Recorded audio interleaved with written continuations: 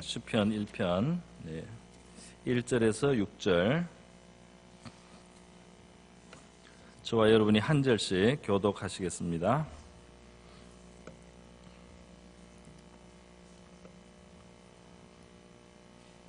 구약성경 시편 1편입니다. 복 있는 사람은 악인들의 꾀를 따르지 아니하며 죄인들의 길에 서지 아니하며 오만한 자들의 자리에 앉지 아니하고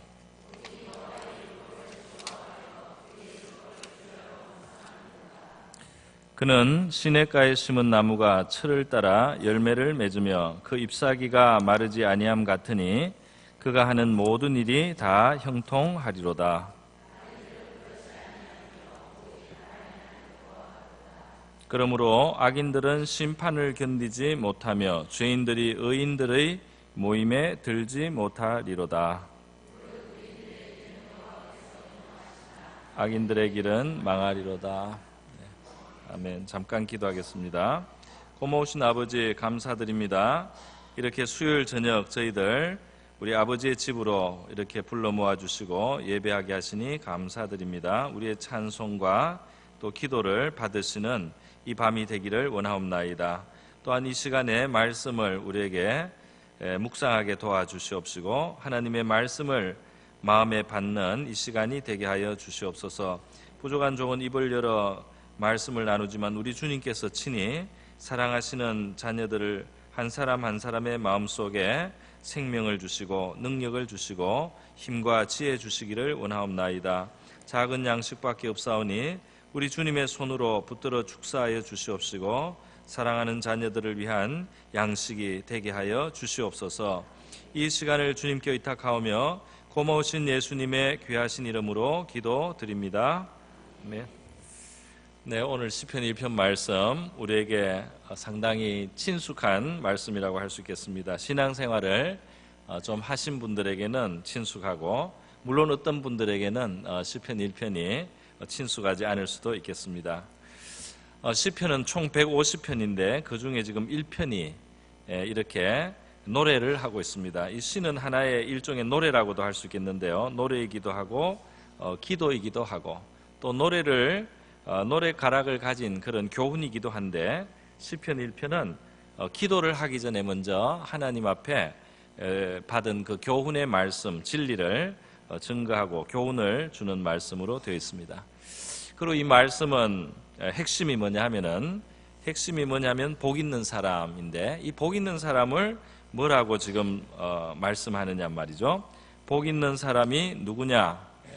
이 복 있는 사람이 되는 것에 대한 주제를 가지고 말씀을 나눕니다. 그런데 이 복 있는 사람의 주제로 이야기를 하면서 지금 사람들을 크게 두 종류의 사람으로 나누고 있어요. 시편 1편에서 두 종류의 어떤 사람이냐면 비유가 있습니다. 하나는 이 시냇가에 심은 나무 같은 뿌리를 이 시냇가 깊이 받고 든든하게 서 있는 그런 나무의 모습을 하나 그리고 있습니다.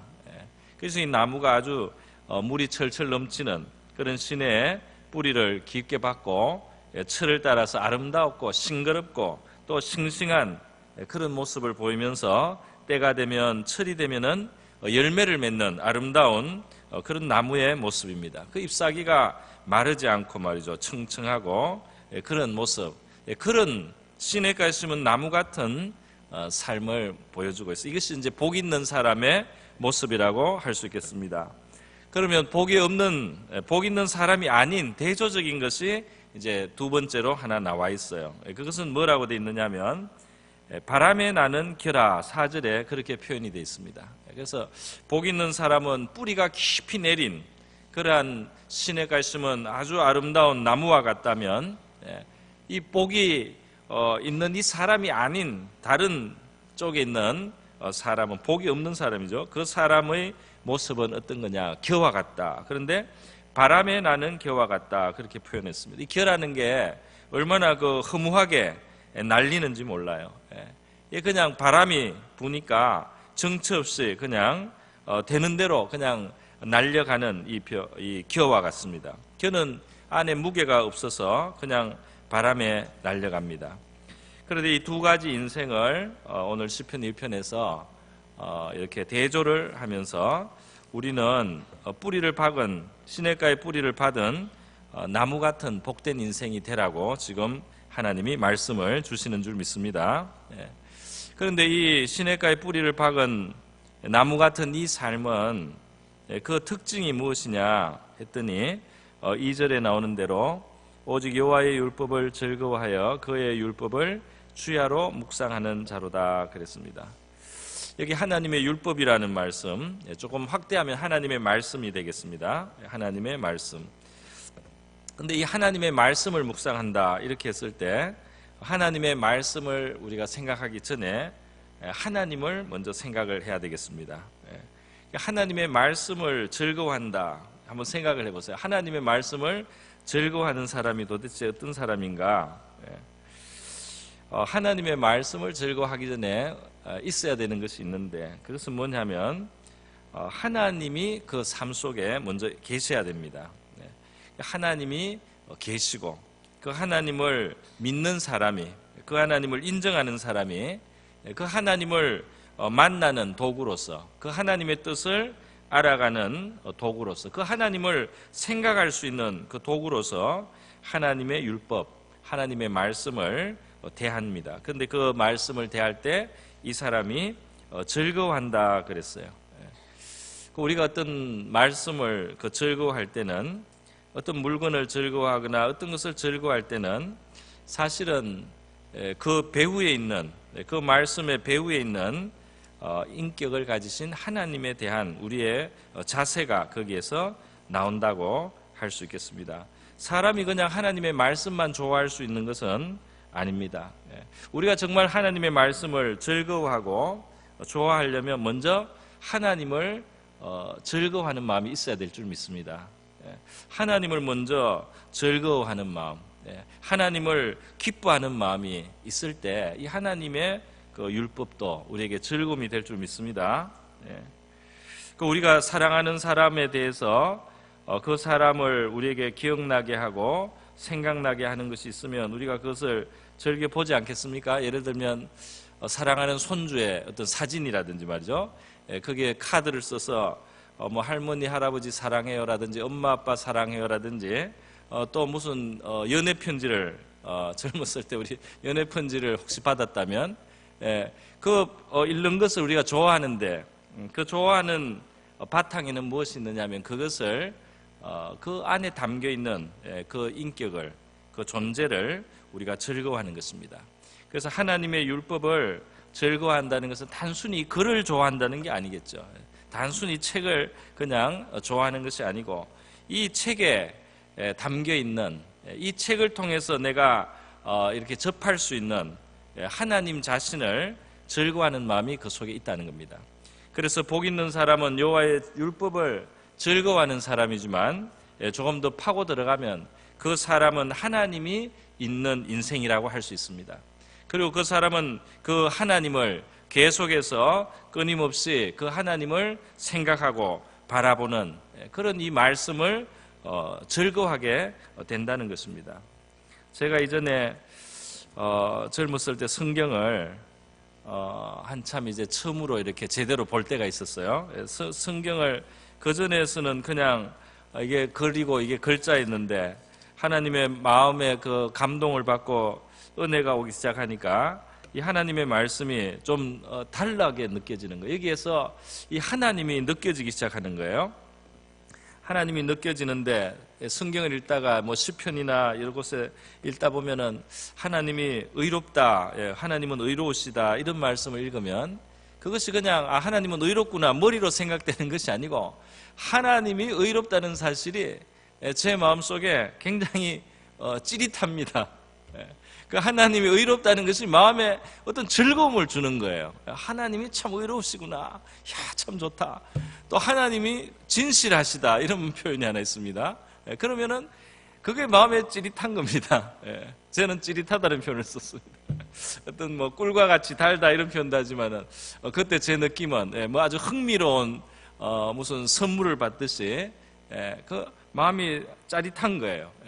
하나님이 진실한다. 참 좋다. 이런 마음이 드는 겁니다. 하나님은 정말 좋으신 분이지, 이런 마음을 가지면서 내 마음이 기뻐지는 거예요. 그걸 생각할 때. 그래서 하나님의 이 말씀이 말이죠, 우리가 하나님의 말씀을 즐거워한다는 것 속에는 우리가 하나님 자신을 즐거워하는 마음이 있다는 것을 그 밑에 깔고 있다 이 말입니다. 저와 여러분에게 계속해서 이 하나님의 말씀이 바로 하나님 자신을 우리가 생각하고 바라보고 하나님 자신을 대하는 것 같은 그런 말씀이 되었으면 좋겠습니다. 오늘 제가 책을 하나, 어젠가요? 책을 하나 누가 보내주셨는데, 누구냐면 전에 오셨던 우리 김진현 목사님이 책을 출판했어요. 그래서 이 책이 구조를 알면 성경이 보인다는 책이 하나 출판이 됐는데, 저한테 추천사를 써달라고 해가지고 제가 추천사 쓴 게 여기 나와 있습니다. 저는 사실대로 썼어요. 제 사실대로 추천사를 어떻게 썼는가 한번 읽어드리겠습니다. 이게 성경 전체를 꿰뚫어보는 그런 뭐라고 할까, 이 거시적인 아주 넓은 관점에서 성경의 메시지를 이렇게 탁 보는, 성경을 굉장히 많이 읽은 사람이 쓸 수 있는 이제 그런 책입니다. 그리고 아주 쉽게 잘 쓰셨어요. 제가 추천사를 이렇게 썼어요. 성경을 사랑하는 오랜 친구이자 동역자인 김진현 목사의 성경에 대한 통찰을 나눌 수 있는 책이 나오게 된 것을 기쁘게 생각한다. 신대원 시절 매일 같이 저녁 시간이면 책상에 앉아 성경책 페이지를 손으로 쓰다듬으면서 아끼고 음미하듯이 읽던 그 모습을 잊을 수 없다. 하나님의 심판에 대하여 말하는 율법조차도 너무나 달다고 고백했던 그의 고백도 인상적이었다. 저 사실대로 썼습니다. 그 사람이, 김재 목사님이 성경을 저녁에 딱 읽는데, 저녁을 먹고 나면 책상에 이렇게 독서대에 놓고 있는데, 이렇게 제가 흘낏 보면은 이렇게 쓰다듬는 거예요. 굉장히 아끼듯이, 맛있는 거를 아끼면서 먹는 것처럼 이렇게 쓰다듬으면서 읽는 거를 제가 너무나 제 마음속 인상적이었어요. 그때 또 고백을 했습니다. 자기가 성경을 읽는데 여기에 죄를 지으면 죽인다, 돌로 쳐라, 이런 율법의 내용이 많지 않습니까? 그게 그렇게 은혜롭대요.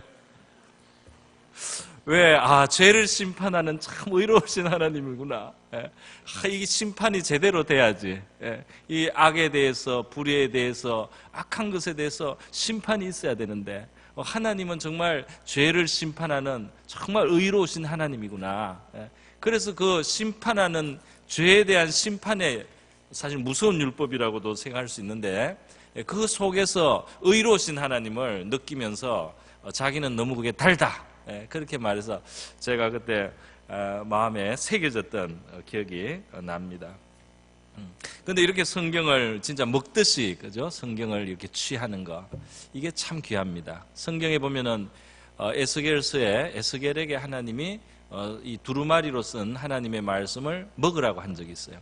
또 요한계시록에 보면 하나님이 요한에게도 하나님의 말씀의 그 두루마리기를, 책을 먹으라고 한 적이 있습니다. 그래서 이것을 먹었더니 입에서 달더라, 그렇게 돼 있어요. 그러니까 하나님의 말씀이 우리 영혼에 달게 들어오기를 바랍니다.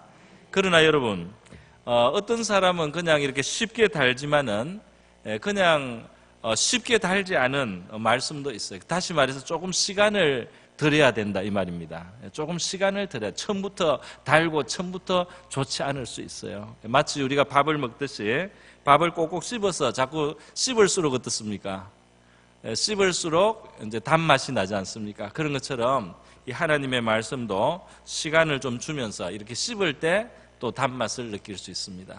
물론 그냥 쑥 읽어도 은혜가 되는 사람도 있겠지만, 이걸 씹으면서, 곱씹으면서 은혜를 받기도 합니다. 저도 성경을 펴놓고 어떨 때는 그냥 가만히 있습니다. 성경을 펴놓고 가만히 있어서 이렇게 몇 글자씩 눈에 들어오는 대로 보고, 또 있다가 또 보고, 그냥 이렇게 하는데, 그렇게 하는 사이에 제가 그냥 성경을 단순히 머리로 읽는 것이 아니고 이 마음으로 이 성경을 받아들입니다. 이 마음속으로 주님께서 이 성경에 있는 힘을 저희 마음속에 담아주시는 것 같아요. 저에게 이 공급을 해주시는 것 같아요. 그래서 마음속에 믿음이 더 일어나고, 마음속에 든든한 마음이 들고, 마음의 기쁨이 생기기도 합니다. 이 성경이 여러분 신기한 책이라는 것을 경험하셨습니까? 이 성경이 그냥 책이 아니고 이게 특별한 책입니다. 이게 영감으로 기록되어 있습니다. 완전히 영감으로 기록되어서 이 성경을 우리는 대할 때 그냥 이 지식으로만 접근하면 안 돼요. 내가 성경 몇 번 알아서 내용 대충 안다 이런 마음으로 성경을 내가 한번 읽어보지 이런 식으로 읽는 게 아니고 이 속에서 우리가 하나님을 만나기 위해서 읽으시는 그런 자세가 있기를 바랍니다.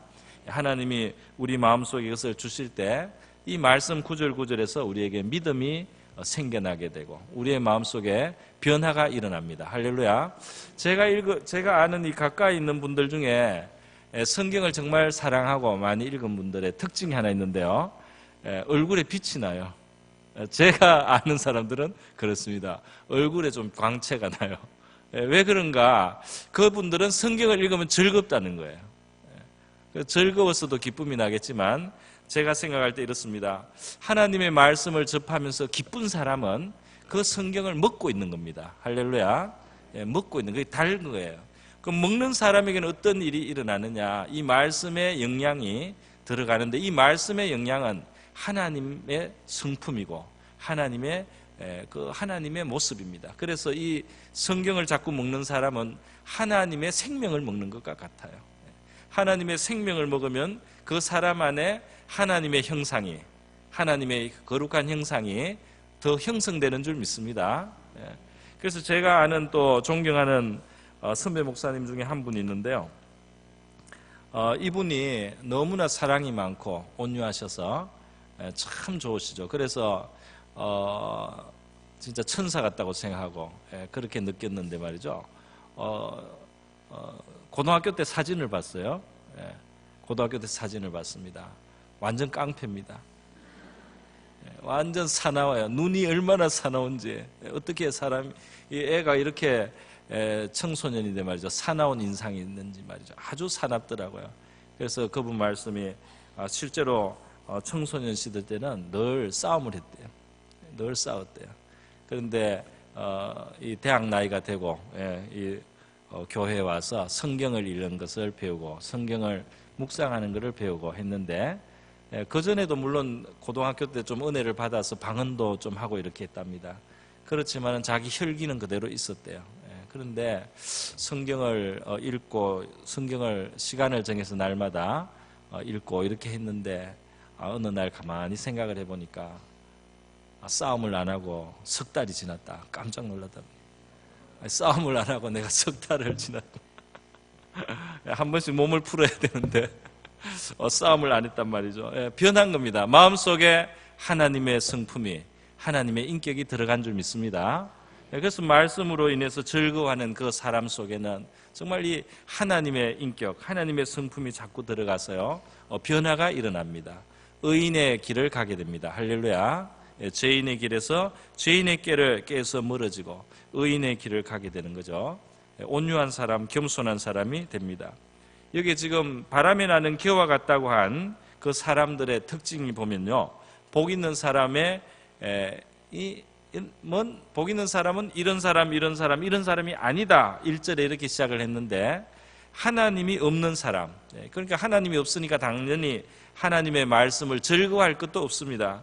그냥 이 죄인의 그 모습을 세 가지로 시편 1편 1절에서 말하고 있는데요. 세 가지를 말했죠. 악인의 꾀라고 했습니다. 악인의 꾀를 따르는 사람. 그게 이제 복이 없는 사람이죠. 복이 있는 사람은 악인의 꾀를 따르지 않는다. 또 죄인의 길에 서지 않는다. 오만한 자의 자리에 앉지 않는다 그랬습니다. 이 말씀대로 우리가 생각해 보면 이 꾀라는 것은 지혜라는 말하고 사실은 좀 가깝지 않습니까? 그러니까 악인도 지혜롭게 보입니다. 악인도 지혜롭게 보이고 그 수단이 뭔가 좀 통하는 것 같고 그렇습니다. 그러나 그에게 하나님이 없습니다. 또 하나님의 성품에 기초를 해서 그의 이 지혜가 나오는 것이 아닙니다. 그렇기 때문에 그 길은 결국은 망하는 길이요 뒤에 심판으로 나간다 이렇게 뒤에 되어 있습니다. 망하는 길, 심판으로 가는 길. 또 죄인의 길에 서지 않는다고 했는데 죄인에게도 길이 있어요. 이 길은 영어로 말하면 way라고 하는데요. 이 길이라는 말 속에는 이 방법이라는 그런 뜻도 들어가 있지 않습니까? 이 죄인들도 나름대로 자기 그 하는 이 방식이 있고 수법이 있고 가는 길이 있는 겁니다. 그러나 그 길은 결국은 또 멸망으로 가는 길이고 심판으로 가는 길이다 말이죠. 그리고 오만한 자는 자리가 있습니다. 그 떡 앉는 겁니다. 이 자리라고 하는 것은 구약에 보면은 선생이 가르칠 때 앉기도 하고요. 또 장로들이 성문 앞에 앉기도 하고, 그리고 재판관이 앉는데 장로들이 성문 앞에 앉을 때도 사실은 좀 재판을 하거나 그런 일을 할 때가 많습니다. 그래서 이 앉는다고 했을 때는 판단하는 자리, 재판석이라는 그런 의미가 좀 많이 들어있어요. 오만한 자의 특징이 뭐냐? 오만한 자는 판단합니다. 심판을 하고 있어요. 딱 앉아가지고. 자기가 재판관이에요. 그래서 이 판단을 하는 겁니다. 그래서 우리가 제일 조심해야 될 것이 모여가지고 사람 판단하는 말을 하는 것을 제일 조심해야 돼요. 남의 말하는 것을 좋아하는 사람들, 그리고 비판하고 정죄하기를 좋아하는 사람들 마음속에 뭐가 있습니까? 자기가 높아져 있는 거죠. 하나님의 심판자의 자리에 앉아가지고 판단하는 것을 좋아하는 사람, 그 오만한 자가 되는 것입니다. 그 복 있는 사람이 아니다 이 말입니다. 그 왜? 하나님이 없어요. 하나님이 그들에게 하나님이 없습니다. 그리고 하나님을 가까이 하는 말씀도 물론 없습니다. 그래서 복 없는 사람들의 그 죄인의 모습, 악인의 모습, 오만한 자의 모습을 대조를 하고, 그것은 결국 뭐냐? 바람에 나는 겨와 같은 인생이다. 바람에 나는 겨와 같다. 정말 그건 아무것도 없다. 가치 없는 인생이다. 이렇게 성경이 강하게 말씀을 하고 있습니다. 그러나 하나님이 있는 인생은, 그 하나님을 즐거워하는 사람은, 그리고 그 하나님을 대할 수 있는 하나님의 율법을 즐거워해서 그 율법을 묵상하는 사람은 정말 복이 있다. 그 사람에게는 하나님의 생명이, 하나님의 성품이 자꾸 들어가고, 그 사람의 삶 속에는 진정한 열매와 결실이 있다 말이죠. 3절에 보면 그는 시냇가에 심은 나무가 철을 따라 열매를 맺으며 그 잎사귀가 마르지 아니함 같으니 그랬어요. 여러분, 시냇가에 심은 나무를 보신 적 있습니까? 시냇가에 심은 나무, 이 주변에는 시내가 저쪽에 있고 그 큰 나무도 없네요. 제가 살던 고향에는 제법 이 시내라고 할 만한 그런 이제 강이 있었는데요. 개울보다는 크고 시내라는 표현이 적당한데, 거기에 숲이 있고 나무가 있었습니다. 정말 그 시내가에 있으면 나무가 있었어요. 제가 어릴 때도 이게 한 두 아름들이 큰 나무들이 많이 있었어요. 그런데 제가 그 소풍을 늘 가던 곳인데요. 우리 초등학교 때 늘 소풍을 가고 이렇게 했는데, 세월이 많이 지나서 제가 고향을 한 10년 정도 안 갔다가 커서 이제 고향을 갔습니다. 고향을 갔는데 저한테 제일 그 인상적인, 여러분도 오랜만에 고향이나 어릴 때 다니던 초등학교 같은 데 가면 발견하는 게 있죠. 뭘 발견하냐면, 옛날에 굉장히 크다고 생각했는데 전부 다 작아졌어요. 그렇게 넓은 운동장이 말이죠. 조그만한 그냥 조금 넓은 마당이고 말이죠. 그리고 대로였는데, 아주 큰 대로였는데 가니까 2차선, 그냥 2차선 길인 거예요. 그래서 또 먼 길이었는데 가니까 걸어서 빠른 걸음으로 10분, 15분. 그래서 제가 고향에 오랜만에 가가지고 이제 제가 장성에서 갔으니까 전부 다 작아졌어요. 그래서 그 먼 소풍길 가면서 지치고 오면서 완전히 막 진이 빠졌던 그 먼 소풍길을 가보니까 빠른 걸음으로 진짜 15분만 하면 가겠더라고요. 갔는데 거기에서 말이죠, 제가 깜짝 놀랐습니다. 이 어떤 약간 이렇게 경사가 있는 곳인데, 이 경사를 이렇게 지나가면서 그 시냇가 쪽에 있는 나무가 이제 나타난 거예요. 그런데 말이죠, 그동안 모든 것은 다 줄어들었어요.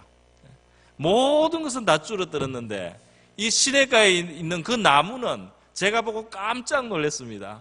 압도적이, 너무나 압도적으로 커버렸어요. 그래가지고 제가 그 진짜 뭐 새아름들이 내아름들이 이런 큰 나무가 된 거예요. 어른으로 진짜 무지무지하게 큽니다. 그 플라타나스 이런 거 잘 자리거든요. 너무너무 큰 나무가 돼서 키도 너무 크고 이 둘레도 너무 굵은 그런 나무가 된 거예요. 시냇가에 심은 나무가 이런 나무구나. 정말 그 나무는 끊임없이 성장하는 줄 믿습니다. 우리가 하나님 안에 있다는 것은 끊임없이 성장하는 겁니다. 할렐루야. 나이가 들어서 물론 좀 기억력은 조금 감할 수도 있고 몸은 좀 쇠할 수도 있지만 하나님이 있는 사람, 할렐루야. 하나님을 끊임없이 영혼 속에 그 하나님을 즐거워하고 그 하나님의 생명을 받아들이는 이런 신앙생활을 제대로 우리가 하게 되면 여러분이 갈수록 아름답게 되리라 믿습니다. 뭐 외모가 꼭 아름답다는 게 아니고 그 사람의 속사람과 영혼이 말이죠. 아름답게 되고 더 보기가 좋고 더 큰 사람이 되고 더 아름답게 될 줄 믿습니다. 그래서 이 시냇가에 심은 나무처럼 말이에요. 철을 따라서 또 열매를 맺는데 열매를 맺는다고 했을 때 철을 따라 열매를 맺는다 그렇게 표현했습니다. 그러니까 이 철을 따라 된다 하는 데는 시간의 흐름을 지금 포함하는 말씀이에요. 그냥 공장에서 뭘 물건을 만들 때는 그냥 뚝딱뚝딱 만들지만 생명이 열매를 맺어갈 때는 시간을 두고 되도록 하나님이 하셨습니다. 그래서 봄이 필요하고 여름이 필요하고 가을이 필요하고 겨울이 필요하고 시간이 지나서 말이죠. 성장하면서 또 열매를 맺어갑니다. 그래서 나이테가 하나 둘 생기면서 세월이 지나가면서 열매가 또 맺어지고 또 맺어지는데 우리 하나님의 사람들은 어떤 일확천금을 노리는 그런 식으로 살지 않습니다. 하나님의 사람들은 한탕주의가 아니에요. 우리가 꾸준히 하나님을 믿고 또 하나님의 뜻을 따르려고 하고 꾸준히 신앙생활하고 꾸준히 기도하고 묵묵히 순종하고 묵묵히 또 섬기고 이렇게 가는 동안에 서서히 알지 못하는 사이에 하나님이 주시는 생명이 우리 속에서 점점 자라나는 그런 모습이 신앙인의 모습인 줄 믿습니다. 의인은 그 뿌리로 결실한다. 성경에 그렇게 말했어요. 뿌리로 결실하는 사람은 시간이 걸립니다. 뿌리에서 진액이 올라오고 그래서 통과해야 되는 게 있어요. 여름도 통과하고 겨울도 통과하고 불도 통과하고 물도 통과하고 시련도 통과하고 어려움도 통과하고 연단을 받고 또 하나님이 주시는 위로도 받고 그렇게 때를 따라서 봄, 여름, 가을, 겨울 지나고 또 지나면서 우리 안에서 열매가 맺어지는 줄 믿습니다. 하나님이 보실 때 가치가 있는 영혼이 되고 하나님 보실 때 가치가 있는 그런 행위와 삶이 나오는 그런 우리가 되는 줄 믿습니다. 여러분 하나님이 함께 계시기 때문에 이 하나님을 즐거워하는 사람은 결국 진정한 의미에서 형통한 사람이라고 할 수 있습니다. 하는 모든 일이 다 형통하다고 했는데요. 이 형통하다는 말씀을 제가 수요예배를 여러 주 전에 한번 이 형통하다는 말씀에 대해서 드린 적이 있어요. 요셉의 형통을 말씀을 드린 적이 있습니다. 그가 종으로 팔려가서 형통했고 죄수가 되어서 형통하고 말이죠.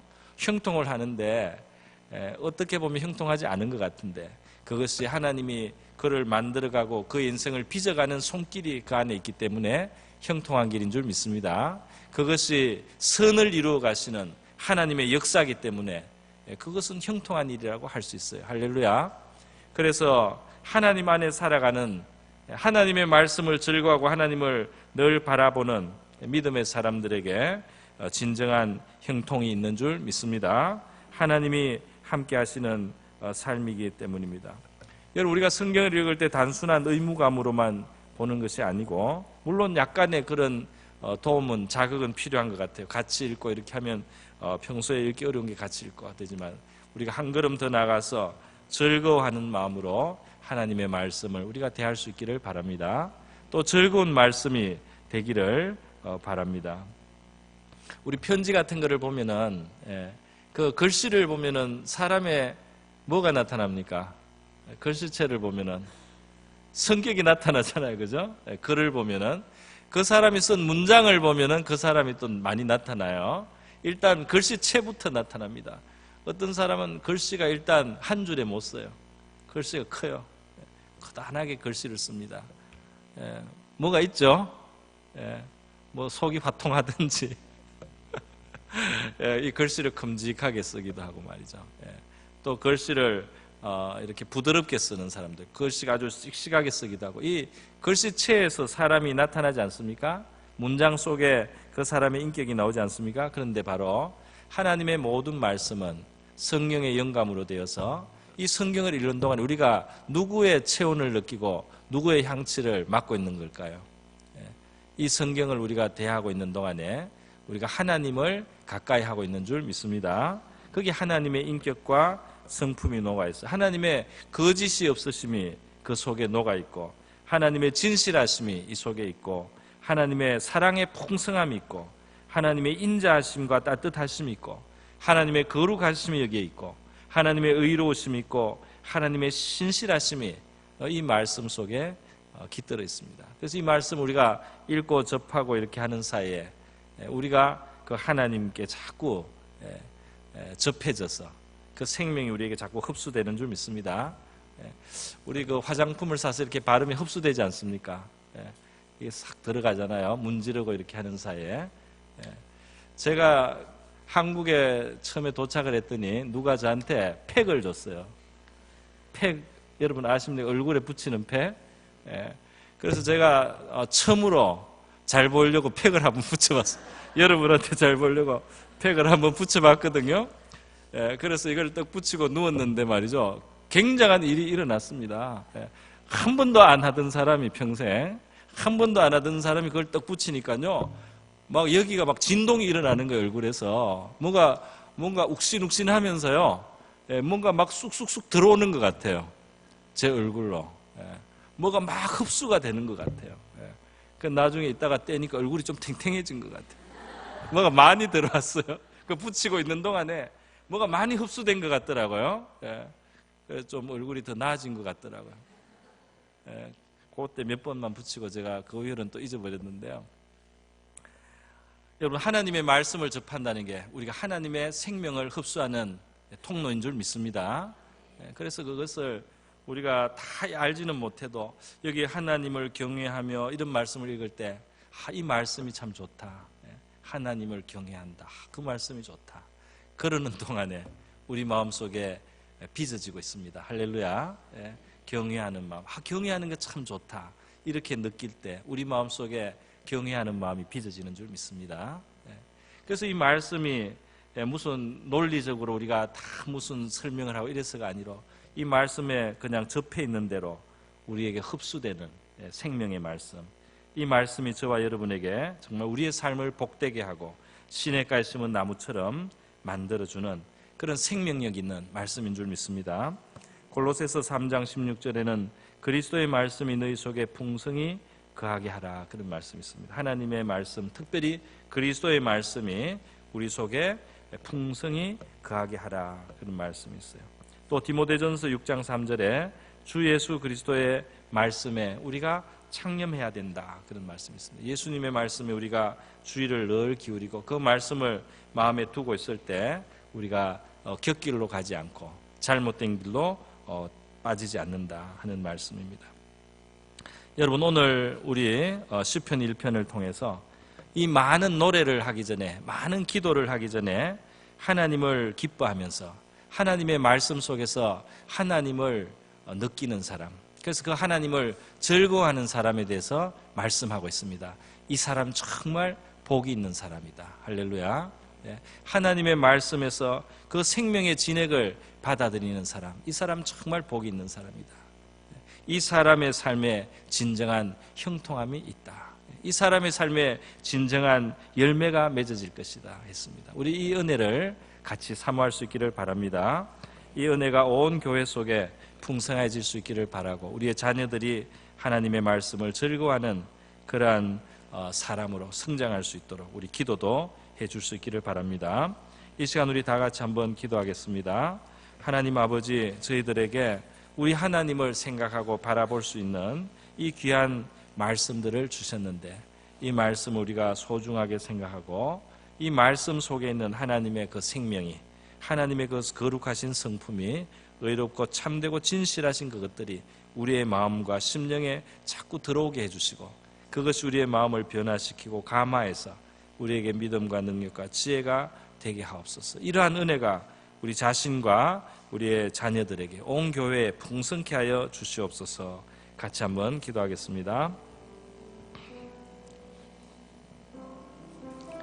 하나님 아버지 감사합니다. 오늘 시편 1편의 말씀으로 보좌관 종이 함께 우리 성도들 앞에 말씀을 나누었습니다. 우리 하나님께서는 우리에게 우리가 하나님을 가까이 할 수 있도록 이와 같이 하나님 글을 통하여 수많은 이야기를 통해서 수많은 문장 속에서 우리 하나님의 호흡을, 우리 하나님의 그 생명의 진액을, 우리 하나님의 아름다우심을, 우리 하나님의 그 생기를 이 속에 담아주시고 우리에게 이것을 허락하여 주신 줄 믿습니다. 오늘 우리가 하나님의 말씀이 참으로 우리 가까이에 언제나 접할 수 있는 아버지 그러한 이 시대를 우리가 누리고 있습니다. 너무나 우리에게 많이 넉넉하게 주어졌기 때문에 하나님의 이 가치와 이 가치를 우리가 때로는 다 깨닫지 못하고 또 소홀하게 여기기조차 합니다. 주님, 우리 성도들과 저의 마음속에 이 시편 1편이 말하는 진정이 복이 있는 사람, 하나님의 율법을 즐거워하고 그 율법을 주야로 묵상하고 하나님 마치 시냇가에 심은 나무가 철을 따라 열매를 맺으며 그 잎사귀가 마르지 아니함 같이 주님은 그렇게 아름답고 싱싱하고 생명력 있는 하나님의 진액이 우리의 삶 속에 들어와 있는 주님의 이러한 생명의 삶, 그러한 신앙의 생활 하게 하여 주시기를 원하고 바라옵나이다. 우리 아버지여, 우리 하는 일 속에 우리 하나님이 함께 하심으로 주님의 형통한 삶이 되게 하여 주시기를 원하옵나이다. 우리는 알지 못하는 사이에 악인의 길을 좋게 아버지 또는 죄인의 길에 아버지 우리가 끌리며 또 오만한 자의 자리에 앉기 쉬운 죄된 아버지 그러한 우리의 본성이 있지만은 하나님의 말씀이 우리를 붙들어서 아버지 그 은혜를 즐거워하게 하고 우리 하나님을 기뻐하게 하고 우리 안에 의로운 마음을 일으켜 주시고 길러 주셔서 주님이시여 우리 하나님 앞에 진정으로 복 있는 사람으로 우리를 불러주시고 이끌어 주시는 줄 믿습니다. 할렐루야. 주님이시여 감사드립니다. 주님.